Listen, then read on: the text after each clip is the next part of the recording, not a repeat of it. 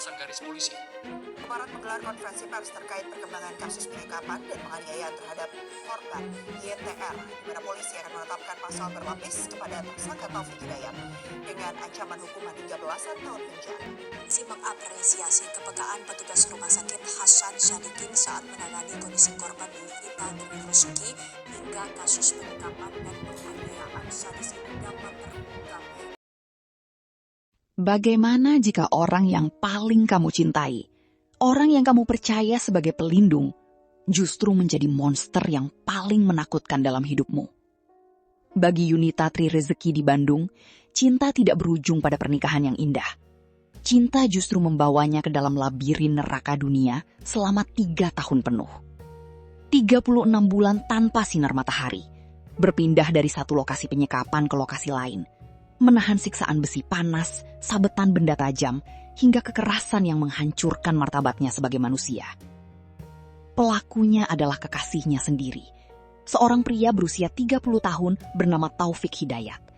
Pria yang sehari-hari bekerja sebagai debt collector ini tidak hanya lihai mengejar targetnya, tapi juga lihai bersembunyi dari kejaran hukum. Hari ini kita akan membongkar kronologi lengkap rekonstruksi 21 adegan mengerikan hingga akhir dari pelarian sang monster yang kini terancam hukuman 36 tahun penjara.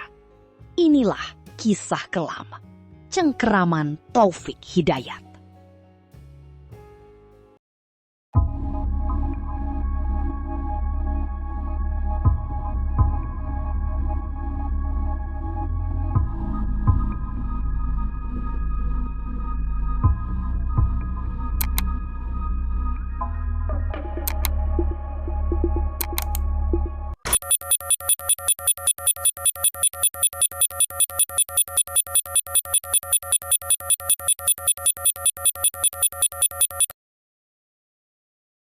Taufik Hidayat, 30 tahun.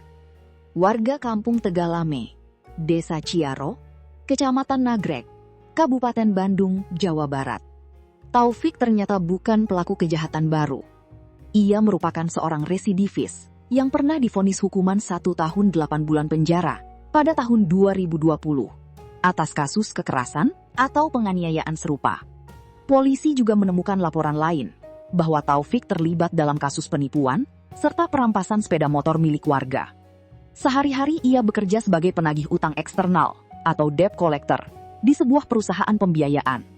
Profesi ini membuatnya memiliki jaringan pertemanan di dunia bawah tanah atau underground yang luas. Relasi sesama penagih utang ini pula yang sempat membantunya bersembunyi dan berpindah-pindah tempat selama menjadi buron polisi. Informasi dari lingkungan masa kecilnya mengungkap bahwa ia sudah menunjukkan perilaku bermasalah sejak muda dan memiliki kedekatan dengan lingkaran obat-obatan terlarang. Menurut kesaksian keluarga dan mantan istrinya, Taufik tumbuh dengan figur ayah yang dinilai terlalu protektif dan sering membela kesalahannya, sehingga membentuk karakter pelaku yang manipulatif dan temperamental hingga dewasa. Pada tahun 2015, Taufik pernah menikah dengan seorang wanita bernama Susi. Pernikahan itu hanya bertahan selama 2 minggu saja. Mantan istrinya menceritakan bahwa Taufik bahkan merampas kembali mas kawin dan cincin tunangan. Meskipun kekerasan fisik yang diterima Susi saat itu belum sesadis siksaan yang dialami Yuvita, Taufik sudah menunjukkan gejala psikopatis dan temperamental yang akut. Taufik sangat mudah mengamuk hanya karena masalah-masalah kecil yang dibesar-besarkan.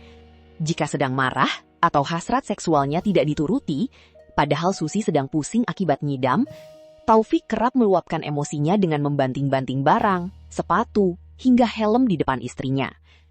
Taufik juga dikenal memiliki sifat cemburu yang sangat berlebihan dan ekstrim. Saat perceraian, bahkan Susi dalam keadaan hamil muda. Sedangkan latar belakang Yuvita Tri Rezeki, usia 29 tahun, dikenal sebagai sosok perempuan yang mandiri, pekerja keras, dan menjadi tulang punggung utama bagi keluarganya.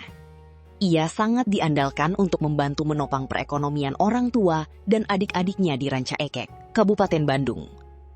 Yuvita bekerja sebagai admin di sebuah pabrik makanan di Ranca Ekek, Bandung. Kemudian, ia dimutasi ke Pasteur. Untuk memudahkan akomodasi pekerjaan, ia memutuskan ngekos di sekitar pabrik tempat ia bekerja. Pada tahun 2024, Yuvita berkenalan dengan Taufik di sebuah konser musik. Hubungan mereka pun berkembang menjadi pacaran. Yuvita bahkan mengupload foto dengan Taufik dan minta didoakan agar bisa melanjutkan ke jenjang berikutnya.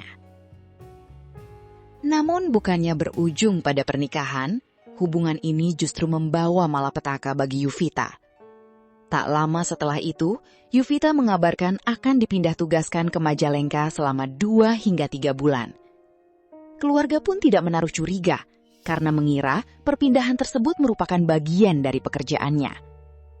Namun komunikasi Yuvita dengan keluarga perlahan mulai berkurang. Yuvita yang biasanya rutin menghubungi keluarga, mendadak jarang memberikan kabar. Merasa ada yang tidak beres, keluarga kemudian mendatangi kos Yuvita di kawasan Pasteur. Di sana, mereka mendapati barang-barang milik Yuvita masih tersimpan. Sementara penghuni kos mengatakan Yuvita sudah tidak lagi tinggal di tempat tersebut. Kecurigaan semakin kuat setelah sang kakak mendatangi kantor Yuvita. Dari pihak perusahaan diketahui Yuvita ternyata telah mengundurkan diri sekitar 4 bulan sebelumnya.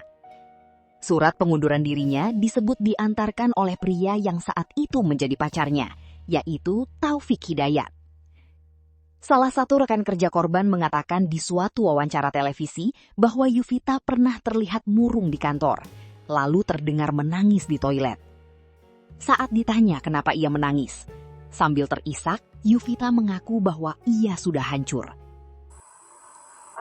Yuvita itu orangnya nggak neko-neko ya, maksudnya memang baik, sopan gitu. Terus kalau misalkan di tempat kerja juga, dia orangnya yang selalu on time, pokoknya nggak pernah neko-neko deh gitu. Setelah selesai dari halo Pi, tiba-tiba korban memeluk saya dan tiba-tiba nangis. Waktu itu saya masih ingat wajah dia sedih, wajah dia ketakutan, dia bingung gitu kan. Upi kenapa? Terus beliau jawab, saya bingung mau ceritanya dari mana, katanya gitu. Nggak apa-apa, pelan-pelan katanya gitu. Terus beliau cerita lah, saya udah hancur teh gitu. Dengan pria yang kamu update story-nya di WhatsApp. Iya betul. Saya langsung shock di situ. Dari penyelidikan diduga di sini Yuvita sudah mengalami kekerasan seksual, tekanan, dan ancaman. Karena tak kunjung dapat kabar dari Yuvita, kemudian keluarga membuat iklan orang hilang di media sosial dan sempat viral. Tiba-tiba, keluarga mendapat pesan singkat dari Yuvita. Ia marah karena dinyatakan sebagai orang hilang.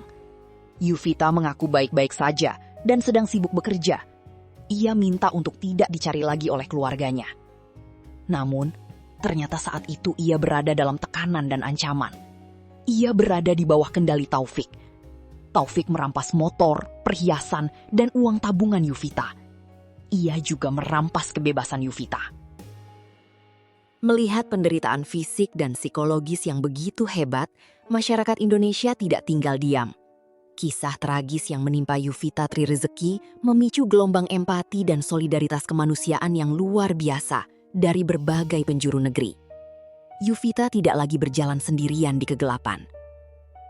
Berkat gerakan solidaritas yang digalang oleh tokoh publik, termasuk pengacara kondang Hotman Paris, bantuan finansial mulai mengalir deras. Presenter Raffi Ahmad secara pribadi menyumbangkan dana sebesar 250 juta rupiah. Tidak butuh waktu lama, total donasi kemanusiaan yang terkumpul dari masyarakat, netizen, hingga para pengusaha menyentuh angka yang sangat fantastis, yaitu hampir 2,5 miliar rupiah. Dukungan nyata juga datang dari pemerintah Provinsi Jawa Barat yang mengucurkan bantuan dana sebesar 1 miliar rupiah sebagai deposit tahap pertama. Semua dana ini dialokasikan untuk satu misi besar, mengembalikan senyuman dan masa depan Yuvita. Rumah Sakit Hasan Sadikin atau RSHS Bandung langsung membentuk tim medis super khusus yang melibatkan sekitar 40 dokter spesialis. Langkah pertama yang krusial adalah membersihkan infeksi parah di sekujur tubuh Yuvita akibat luka menahun yang dibiarkan oleh pelaku. Setelah kondisi kesehatannya stabil, Yuvita dijadwalkan menjalani serangkaian operasi rekonstruksi wajah secara bertahap. Pihak rumah sakit mengonfirmasi bahwa proses medis yang panjang ini diperkirakan memakan waktu kurang lebih 1 tahun. Fokus utama tim dokter adalah memulihkan fungsi anatomi dasarnya terlebih dahulu. Memastikan Yuvita bisa bernafas dengan lega, mengunyah makanan dengan normal, dan mendengar dengan jelas, sebelum melangkah ke tahap estetika wajah. Sementara itu, mujizat lain juga tengah dinantikan, karena keluarga dan tim medis masih terus berjuang mencari donor mata demi memulihkan penglihatan kanan Yuvita yang sempat direnggut secara paksa. Kisah Yuvita adalah sebuah pengingat yang menyakitkan bahwa terkadang ancaman terbesar justru datang dari orang yang berjanji untuk menyayangi kita. Namun, dari balik dinding-dinding kosan yang gelap itu, Yuvita membuktikan satu hal. Ia adalah seorang pejuang yang luar biasa. Jiwanya tidak mampu dihancurkan oleh monster sekejam apapun. Kini, tugas kita adalah terus mengawal keadilan baginya dan menyelipkan nama Yuvita dalam doa-doa kita, agar proses pemulihannya berjalan lancar dan ia bisa kembali melihat indahnya dunia. Terima kasih sudah menyimak kisah ini sampai selesai. Jaga diri kalian baik-baik, tetaplah saling melindungi, dan sampai jumpa di video berikutnya.